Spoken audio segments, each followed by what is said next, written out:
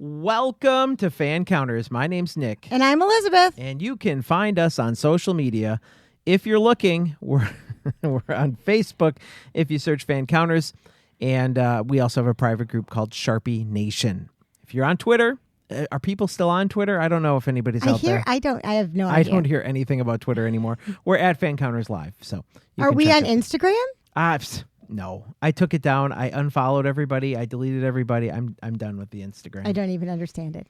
It just was because I don't have time to post the pictures. I barely have time to put up, hey, we have a new pictures? episode. Yeah, it's all pictures. Oh, I didn't know. Okay. Yeah, so, I mean, what am I going to take a picture of?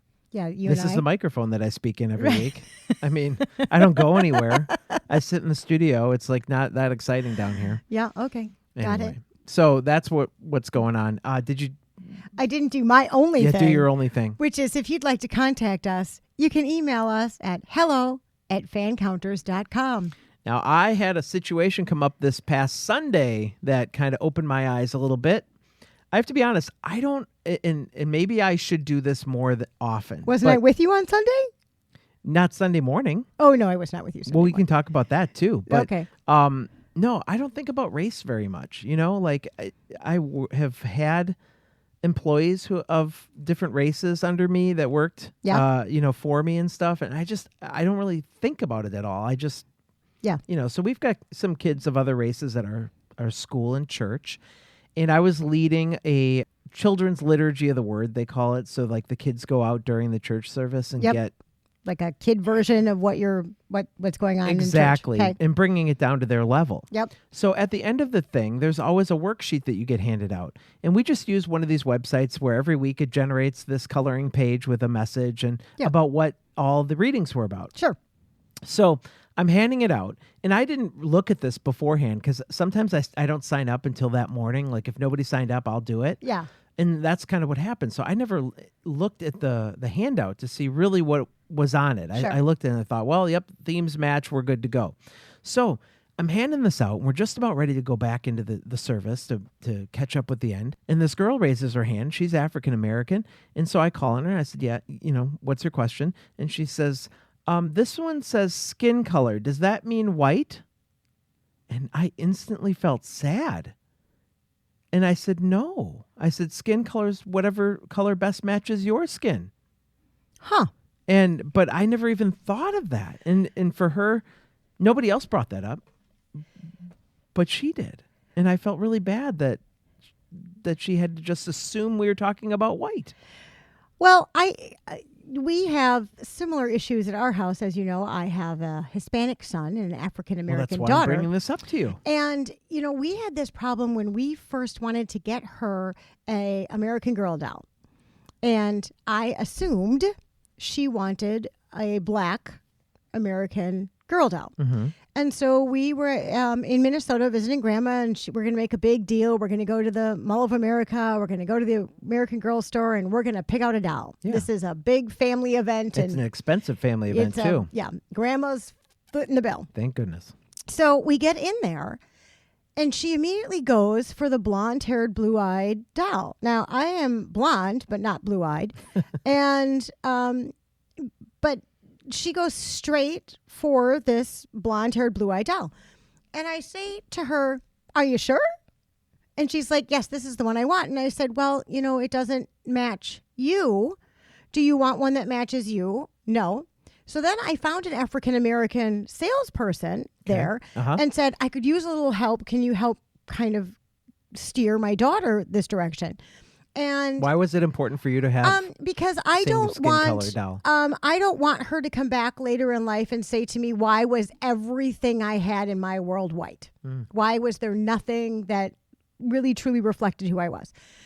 So after a couple minutes of discussion with this woman, Lily just absolutely positively refused to get the African-American doll, and we walked home with the blonde-haired, blue-eyed doll. Time passes, seasons change, and I'm a huge rummager, and I happen to find a Bitty Baby, which is the American Girl doll baby, at a rummage sale that was black. And so I bought it, and I brought it home, and my daughter looked at me and said, this one is dirty. Right. I'm like, no, that's what color she is. And so I Lily has been in counseling since she was in second grade for some pretty bad anxiety. She has a hard time going to school because she feels very anxious around other people. And I brought it up to the counselor, and he said, well, think about it for a second. She doesn't spend the day looking in the mirror. She spends the day looking at all of the white people around her. And so what she sees is white. It's not a reflection of what she feels she is. Right. It's that this matches what I look at. Sees, yeah. Right. And so I intentionally go out of our way. Her godmother buys her a Christmas ornament every single year. And every year since she has been born, the Christmas ornament has been black. It is a black Barbie. It is a black sweet pea. It is a whatever it is. So that later on in life, she can choose whatever she wants to do. And you know, technically on paper, she is more white than she is black genetically. Right. But she appears African American. And so, you know, over the years after she kind of made that comment, we've kind of just let her be. Although this Christmas, she turned 10 last July, so she's 10 and a half. This Christmas, I said to her, would you actually like an African-American Girl doll? One that looks like you. Would you like to sit down with me and make one that reflects who you are? And she actually said yes. Oh. So we did go ahead and make one and add her to the collection of American Girl dolls. But I completely understand what that little girl is saying. If she's not surrounded by an enormous amount of African American people, she's reflecting what she sees. And not that she doesn't realize she's not white, but the expectation is when I look out, white is what I see. Interesting take. Yeah. Didn't think of it that way. And I never really looked at it as assuming skin color meant one color. That it couldn't be whatever color you are. Well, and it's quite funny in our family, especially in the summertime, because, again, I'm married to a glow-in-the-dark Swede. This man is so white. And even in the summertime, he doesn't tan very well. He goes from white to red. Yeah, and I've then seen him red before. Back to white. Mm-hmm. And so Lily has on her wall this picture of this most remarkable thing, and it's just arms. It's just a whole mess of different arms in different colors. Oh. And at our house, that's exactly what happens. Mark's arm is the whitest. I am of mostly German and English descent, so even in the summertime, I get a little bit of tan, but I'm the next shade darker. Uh-huh. Then Oliver, being Hispanic, goes darker than I do. Yep. And then Lily in the summer goes obviously the darkest. And so we have that family photo of the four arms that like, this is still one family. That's right. And this is the rainbow of colors of which we are and the shades of color which we are. And so we try really hard to make sure that in our house you realize that people come in different colors and different shapes and different sizes. And we do use the word, this is how God made you. Mm-hmm. Like this is just what it is. These are not negotiable pieces. You know, this is your factory equipment. This is what you got. You're doing a good job. Thanks. All right, let's get to this week's guest. I discovered Brooke Lewis Bellas on the movie Half New Year, which is available now on demand everywhere. You should check out this film. It's a very good one. We're going to start our interview talking about it, so hopefully you'll get excited and go out and look for it. Brooke is involved in so many things, from producing to creating projects to working with charitable organizations. She's just an energetic, awesome spirit. I can't wait for you to hear everything she's got to say today. Yeah, I'm excited to meet her. Obviously, a bunch of her background is horror movies. That's not going to happen. Oh, I like that. Yeah, she's a scream queen. That's not going to happen for all of you who have been listening for years and understand that that's not going to happen. But I'm excited to hear about all the rest of her projects. Okay, well, let's get into it. Here is Brooke Lewis Bellas. Coming to you from nowhere near the entertainment capital of the world, this is Fancounters with Nick and Elizabeth on the Podfix Network. There was this mob of people, and they're screaming my name. Crazy fans. Stop following me. Don't come around my house. If you do, the cops are going to be at yours. If I'm having dinner with my wife, don't sit down at my table. Don't follow me into the bathroom. Can I take a picture? We're going to, oh my God. I think this guy wants to fight me. Ended up being a fan. I'm the only one that's ever been on Sam Jackson and lived to tell about it. Well, guess what? I have a big surprise for you. That's why we call it Fancounters. I don't think you're going to last on the air very long. Brooke Lewis Bellas, welcome to Fancounters. Thanks so much for joining us today. Thank you guys so much, Nick and Elizabeth. This is going to be super fun. I love your podcast. I love I just love the title. I love what you guys are committed to and your theme, and super, super cool. So I'm very excited to be here. Aw, thank you for those kind words. Now you're welcome. You've got a new movie out. It's on demand pretty much everywhere. It's called Half New Year. And I was wondering, just start us off by giving us an overview of the plot and the character that you play in this film. Okay, so the short summary is, for Half New Year, it's really like I love it. It's such a great indie film gem about really a group of friends who come to LA, and not for the entertainment industry per se. It's a comedy / like drama. It's a dramedy. And I would say it's really targeted to from college age to probably 40 something if you like look at the big picture of the film. And so it's about a group of friends who come to Los Angeles to live life, you know, and whether it's set in Los Angeles or whether it's set in any big city, you know, it's like we are the friends are the family you get to choose, right? And that's our tagline. So it's really about that. You know, you can leave, like I came to Hollywood, went across the country, left all my family and a lot of my friends back there, and yet you gravitate toward people who are like-minded and who you can share life and love and tragic experiences with, and that's kind of what Half New Year is about. And Reed and Pam DeLuca so Reed is the lead in the film, and he's from Philly. I always say South Philly because that's where we are really both from, and I play his older sister, Pam DeLuca, and so the younger kids go through the trials and tribulations of living in Los Angeles or, again, any big city. And that's pretty much the summary of it. And it's really a heartfelt piece. Now, I hope I say his name right, but this script was written by actor Drew McInerney. Is that right? Good job. Okay, good. Those Just checking. Don't. That's awesome. You did great. Now, Drew McInerney, who is like my on-screen and off-screen little brother. And yes, he wrote the first draft of Half New Year. And then Georgia Manides came in, did rewrites with him for quite some time. And because I remember doing table reads, and they couldn't quite get it to where it needed to be. And then one day, we went through the producers, directors, and one day, Georgia Manides came in to Drew and loved the script, did rewrites with him for however long, and then brought in our wonderful director, Tom Marash, and they and Zach Balak jumped in and produced the heck out of this thing, and that is what happened. So Drew wrote it, stars in it, and also was one of the producers on it. All right, now, and I brought Drew up for a reason, because he wrote the script to give himself a starring project, is what I read, right? Correct. That is correct. So he wrote this to kind of give himself a starring role. Is this kind of a still pretty uncommon way to get noticed? Or is this becoming more, you know, of a familiar way to do things? That is a great question. And and you guys know I'm an actress / producer, and I've been behind the scenes for many years as well, giving myself opportunities to play larger roles. So I feel, in my humble opinion and professional opinion, that it used to be the way. It was kind of the way. I mean, we could track back to one of my Philly favorites, Mr. Sylvester Stallone, Rocky, right? So you can go back all the way to, what's that, like 70s? And it was the way it was done in a bigger studio picture mainstream way back there for all your film fans who are listening. And then I think it kind of took a turn for a moment. Then when I would say again about, 2008, 2009, 2010, once the digital era hit, it created opportunities, as we know, for young filmmakers to pick up, an HD camera and be able to shoot something instead of multi-millions of dollars of a budget for something very low. And so now I think more than ever, people have an opportunity to create a star vehicle for themselves to launch their career. Yes.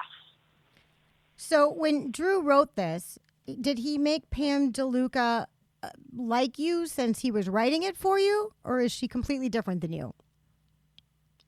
She is, I always say this, thank you for asking such a fun question. She's like a caricature of Brooke Lewis Bellas. Pam, funny enough, I modeled her after me and my girlfriends who were driving around in like South Philly, all my Italian girlfriends and I, with the big hair and the blinged out hoop earrings and like my red Camaro. I mean, that's how old I'm dating myself now, and so we're talking like early 90s, right? And so that is who I sort of like caricatured her after. but he did write it for me specifically, which is such an incredible honor to have that as an actress anywhere, anytime. And so she's a little bit bigger than I am, but so much fun to play. And she's feisty, and I'm feisty. And she has a heart of gold, and that's something I loved as far as the size of the character for all the actresses and actors listening. You know, it taps into, you use your own truth, right? If you're doing like in the moment real acting. And so I was able to bring a lot of my fun stuff as Brooke to the character of Pam DeLuca with the accent, by the way. Nice. Now, you mentioned that you were behind the scenes as a producer, and that was true on the award-winning film Psychotherapy. So what exactly are your duties as a producer? And let's talk specifically about that film, Psychotherapy. What did you do to bring that film to life? Thank you. So I have a production company, Philly Chick Pictures, which I started in 2002 when I moved to Hollywood from New York and from Philly Chick. And so I've done everything producerially from back in the day, becoming an associate producer by assisting bigger producers to learn how to produce a project. And specifically with Psychotherapy, we'll jump to many years later after I produced several feature films, several short films. I was having a bit of a lull in my acting career a couple of years ago. And so I sat down with one of my best girlfriends, girl power, Stacey Lane Wilson, who is an incredible writer and really great director. She's really breaking out as an up-and-coming female director, which is so cool. And so we sat down one day, and I had an award-winning project, Sprinkles, that Roger A. Sheck wrote for me and directed me in. It was one of the greatest acting opportunities I had ever had years back. And I had said to Stacey, I need my next Sprinkles. And I don't mean it with an ego. I don't mean to win an award. Mm-hmm. I mean to be able to sink my teeth into something that is so perfect for me as an actress. Again, that's all that matters to me. It's not about fame and fortune. It's about doing what I love and doing a good job at it. And Stacey went, I have an idea. And we started brainstorming, and we came up with this idea about a psychiatrist's office. And I don't want to give spoiler alerts because you can watch it. It's on Amazon Prime for rent or own. And so this happened. And so I said, that's it. She gave me the script a couple days later.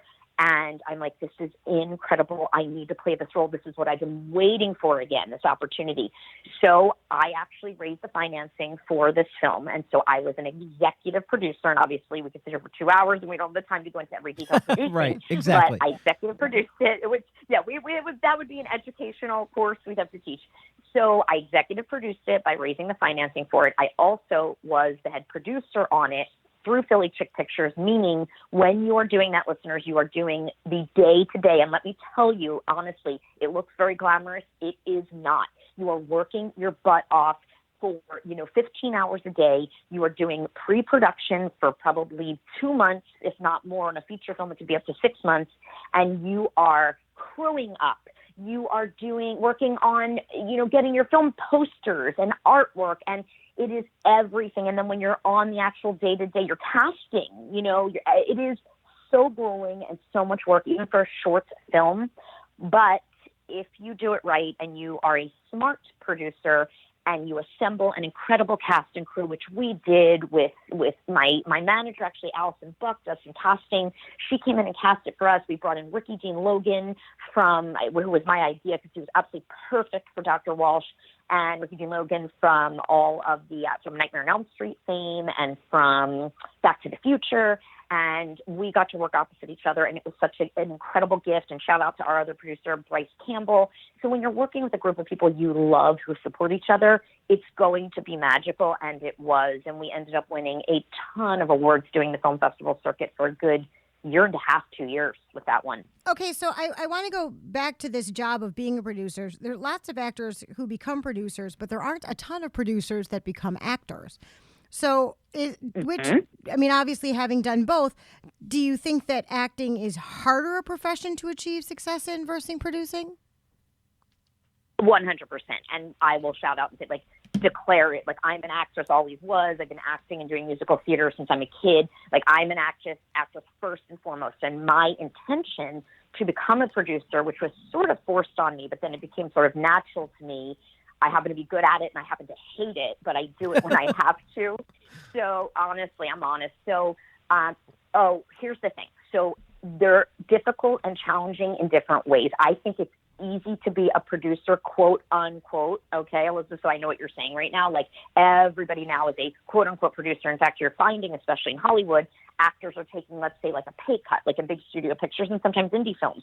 They're taking a pay cut, putting what their salary would have been into producing, or executive producing, I should say, with the financial part of it, taking a credit and not doing the legwork. And that pisses me off because producing is so damn hard. However, the power is in your hands. So for me, and the only reason why I started a production company and why I started producing years back was to create more roles for myself as an actress in feature films, in television, so I would have some power to do that. Otherwise, and again, I'm very realistic where my station is, and I've been a working actress for 25 years, since college. However, you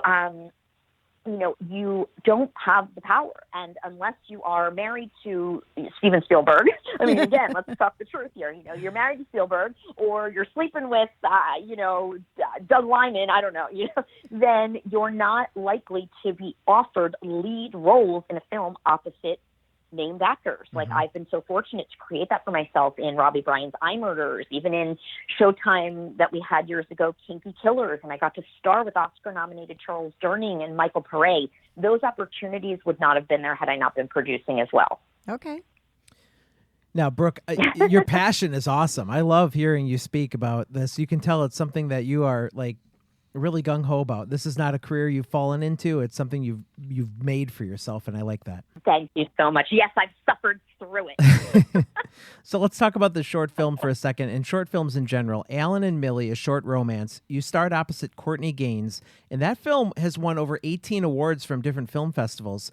So tell us a little bit about what made that a great short film, and in general, if you are looking to make a great short film, what makes them awesome? That's an awesome question. So first thing I would say to young listeners out there, and Alan and Millie is a perfect example. In fact, Alan and Millie, I will share with you guys how that came to pass. And I swore after doing a couple short films, I do features in network television, so I don't typically do shorts, but I got into a sort of blip in my career for a minute where I wasn't booking a lot of stuff. And I'm honest about that. You ebb and flow. And now I'm on fire, gratefully. But at that point in time, a couple of years ago, I was planning a wedding and stuff. So doing a lot of shorts. And what had happened was with Alan and Millie, A Short Romance, it was a feature film that I had acquired from Marcus Redman, from Doogie Howser and Fight Club, who used to be an actor who turned director, great writer.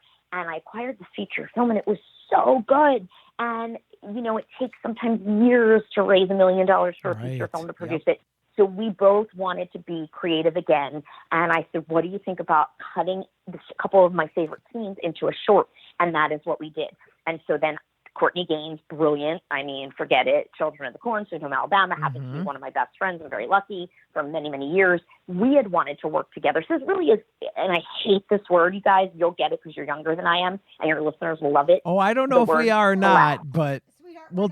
Oh, okay. Well, we are not younger than you. I'm in my 40s. Yeah, we're in my 40s. Yeah, I passed that decade a while ago, babe. Oh, okay. Well, okay, so then you'll probably love what I'm about to say. So the whole thing, let's collab. Like, I get 90 DMs from fans and whoever on Instagram every day. Hey, Brooke, let's collab. Okay, no. So, but that collaboration really, I hate the word, but I like the concept. So, you want to answer your question, rewinding, you want to collaborate with people who are like-minded, who have the same creative vision, and who respect one another. And I think for me personally, who come from a seasoned, creative, artistic space is who I tend to gravitate toward. So that's how a film like that came to pass. And what makes it so great is it starts with the writing. I will stand behind that over and over again. You can be the best actor in the world with crappy writing. I'm crap.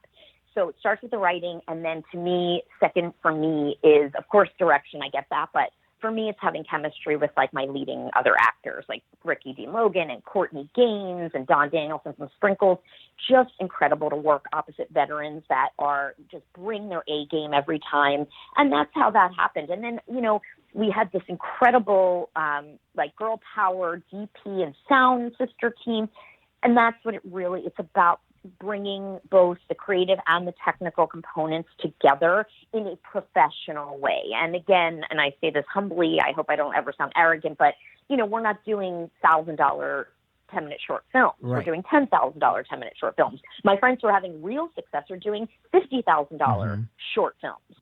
So that's where I think there's a differentiation. Well, isn't it funny with collab? You mentioned that because we'll get contacted by some other. Now, I'm not going to have an inflated ego or anything, and I know you don't either. But when you get requests to collab and they've got kind of nothing going and you've got something going and they just want to hook on, you probably find those type of opportunities all the time. Nick, you're psychic. I'm laughing in my head. I know what those DMs are like. Because, yes, I was going to think about it. Like anyone who's having massive success, A, is not playing on social media all day, and B, doesn't need us. Right. Okay. In addition to winning awards for your on-screen performances, you are also a celebrity life coach expert. Tell us about this direction you've taken and what kind of advice do you give? That was an interesting time in my life. That's not now. It exists because I am a board certified. It's not now. Okay. No, it still exists because I'm board certified, but not something I focus on, so I don't want to waste too much time talking about it. But I will tell you, interestingly enough, and I only share because it's where life sort of takes you when you're making plans that, what do they say, like God laughs when you're making plans. That came out of me becoming a well-known scream queen, famous scream queen in the horror industry years ago, creating my Ms. Vampy character, who was like a comedic mobster Brooklyn vampire, sort of like an Elvira, taking that in a direction that I was, like you said, Nick, passionate about, with helping teen girls, doing an award-winning talk show for Ms. Vampy, and then getting so inspired at the same time the economy was crashing back in like 2010, and going back to school after 2 college degrees from years ago and becoming a board certified life coach. So launched that. That was an incredible blessed period in my life. But now I am 1,000% committed since being married, and I'm very lucky. I am all about my acting and producing, more about my acting career. A lot going on, which is great. Well, during this time, did you not publish a book called Coaching from a Professional Hot Mess? I did, because I'm a hot mess and I own it. And that's something that all men and women everywhere should do. And it is available on Amazon and Barnes & Noble. Correct. It is. And again, our life is so crazy, and things, I guess I never would have thought years ago. And now they say, like, you have to be, quote unquote, like a multi-hyphenate. And it's kind of true, So by me having that talk show for teens, coming from a horror world, and then becoming an author, and I authored 2 books. I authored that, and I authored the teen book with the talk show that was also award-winning, Ms. Vampy's Teen Talk. There's a lot of palette in the choices for young adults. I'm like a hot mess of mush of everything. I love it. Yes, you are correct. Well, Fancounters is a podcast that was formed originally to hear about our celebrity guests' crazy and unbelievable encounters with their fans. Have you had any experiences with your fans that kind of leave your jaw dropped when they walk away? Many, and I know that that's a theme of yours, which I couldn't wait to get to for the listeners. Let's do it. OMG. So, it's so crazy because, like, I know I joke and, like, I say to my publicist, like, I'm a humble C-list celebrity, so, like, who am I? But first of all, when you become known in the horror genre, and I became known in the horror genre many years ago, so it's kind of like that soap opera world where the fans are diehard. So when I tell you, I still to this day, my husband's like, we go to my P.O. box for work, and I have stacks of crazy fan mail, crazy to this day. But I'll share a couple great stories. Oh, please. Long ago, probably about 10 years ago, and I was a total single woman in Hollywood and didn't even meet my husband yet. And I had gotten like a fan email, like to my Brooke Lewis, it's brookelewis.com account.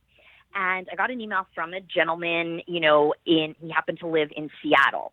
And so, I'm always very gracious to my fans. I'm lucky to have any, So long story long, we were emailing a few times back and forth.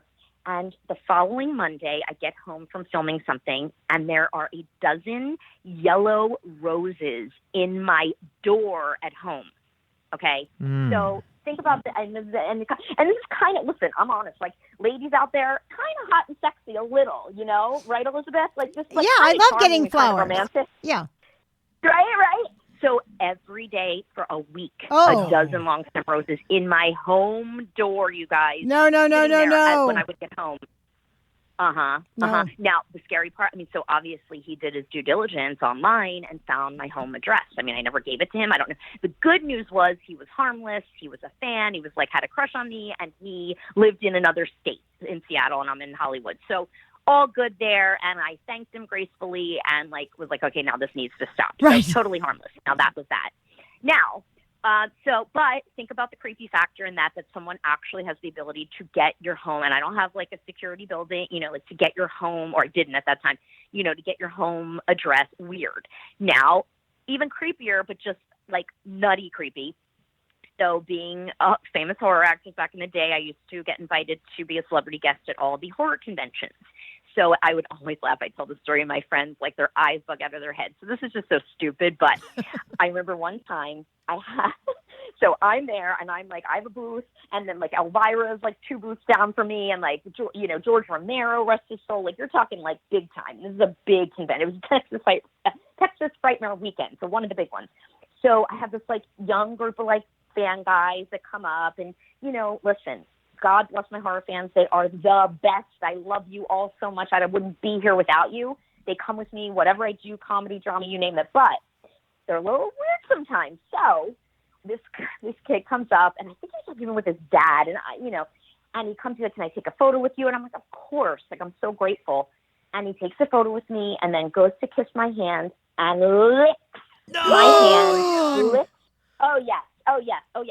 Licks my entire arm up my shoulder, almost to my face. No, you let that happen? That's disgusting. Right? You're thank God the coronavirus wasn't around back then. But you're okay, I shouldn't be making jokes of that, but it's true. But you're are you kidding me right now? How inappropriate, but creepy, disgusting, gross. That was just a gross one. His dad didn't even stop him? Scared. No. I don't know. I don't even know if he wasn't looking. I just remember I'm still in shock, and this was years ago. Yikes! Oh, get you some hand sanitizer. Yeah. Oh. Yeah, exactly. Thank God I carried Purell everywhere. One real creepy one. I took care of 2 seconds. I was at it was actually the Hatchet premiere way back when at the Egyptian Theater, and I get I'll make it quick. I get a text on my phone, and I was doing the red carpet. I was a guest, and they're "Oh, you look gorgeous tonight in your fuchsia dress, blah, blah, blah." And I start looking over my shoulder. I'm who is this? And it was a creepy fan who got my phone number and was watching me, standing there at the Egyptian Theater, texting me about what I looked like, what I was wearing. No. Creepy. Oh, no. Mm-mm.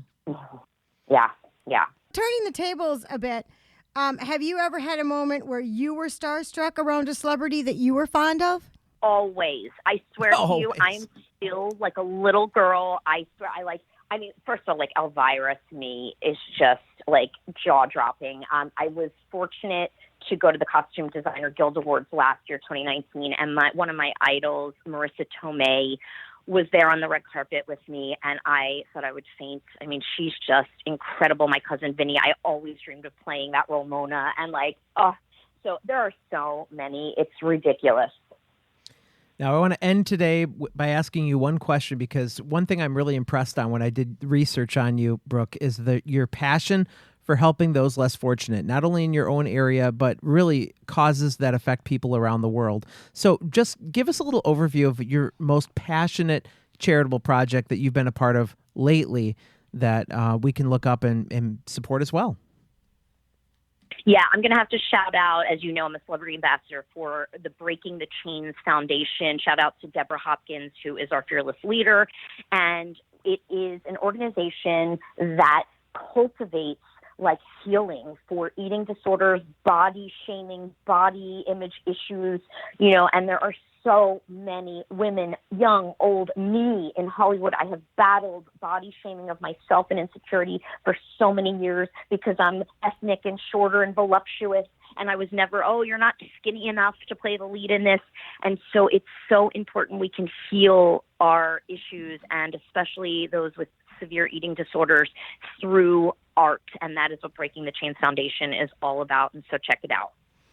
Okay, so tell us real fast what you have coming up next. Okay, so Shout out to another indie film gem that Stacey Lane Wilson, my psychotherapy writer and director, also wrote and directed, and wrote it with Darren Gordon Smith from Repo fame.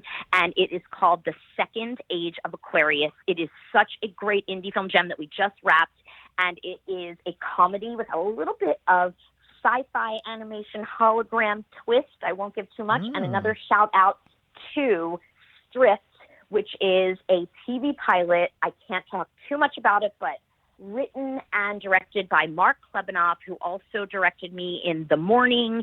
And that will be coming out starring Casper Van Dien and Louis Mandylor and Larry Henkin and Jessica Morris and Jenny Wanger.